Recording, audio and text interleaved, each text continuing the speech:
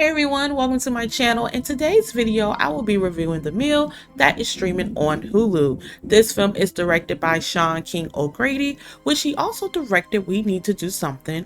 I really enjoyed that film, and that film is also on Hulu as well. This film is about a man named Joe that wakes up at a prison cell. He doesn't know what's going on and how he ended up there. Forced to work as a beast of a burden, he must find a way to escape before the birth of his child. The story doesn't take any time for the audience to figure out what is going on with Joe. Joe let his work performance slip.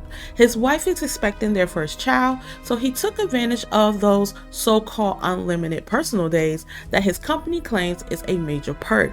But Joe broke the unspoken rule of putting his own life before work.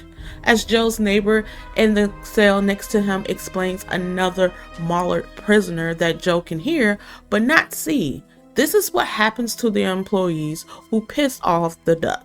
To push the giant meal in the middle of the cell, he must meet the quota of the minimum number of revolutions each day, or he will be terminated. But wait, there's a little bit more to that, okay?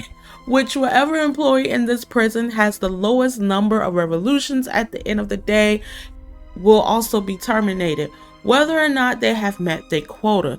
John's quota is 50 revolutions. As Joe works every day to meet his quota, his neighbor is impressed but warns Joe not to push himself too far or Molly will start expecting them out every day. When Joe doesn't listen and continue to be over an achiever, Molly decided to have everyone put the numbers double for everyone to do. It's so typical when it comes to movies when someone tells you not to do it and that person does it anyways. Yeah, I just already knew right then and there that Joe wasn't going to listen.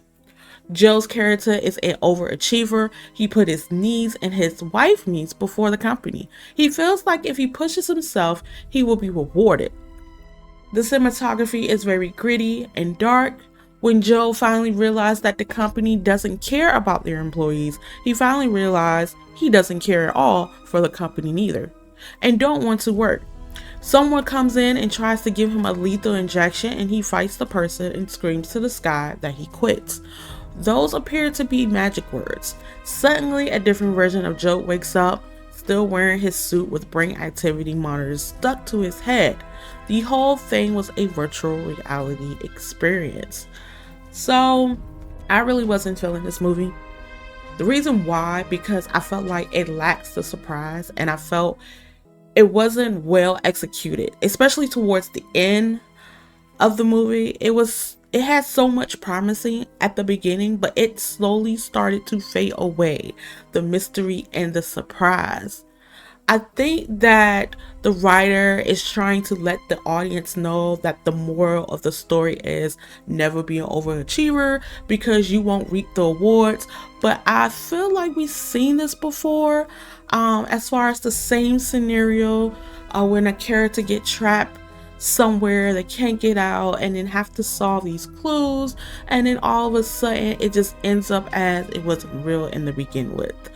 I don't know what movie it is, but I do feel like we have seen this before plenty of times, and that's what kind of made me kind of turn off a little. Don't get me wrong, I love a good movie like Cube or Saw or some that in type of logistics where you're trying to figure out what's going on, you're stuck in a certain area and you're trying to know what is going on and what is happening. But this movie, it started off that way, but then it just got to very, I wouldn't say complicated, but I would say something that's got a little bit boring. I felt like the movie was too long, and I felt like they should have just shortened up that movie just a little bit. Not to bash the movie whatsoever, because the director that did this movie, I like the first one that he did, which I mentioned earlier, called We Need to Do Something. I thought that was a pretty good film, but this one was very amiss for me. This film is more of a psychological and sci-fi horror, and most people will enjoy this movie, but it's not my type of film, unfortunately. I would give this movie a 5 out of 10. If you have seen this movie, let me know down in the comments. I would love to hear your thoughts about it and if you enjoy the film or not. If you haven't checked out my other movie reviews, I have them right here. Thank you so much for watching my channel. Make sure you like and subscribe, and until then, see you later.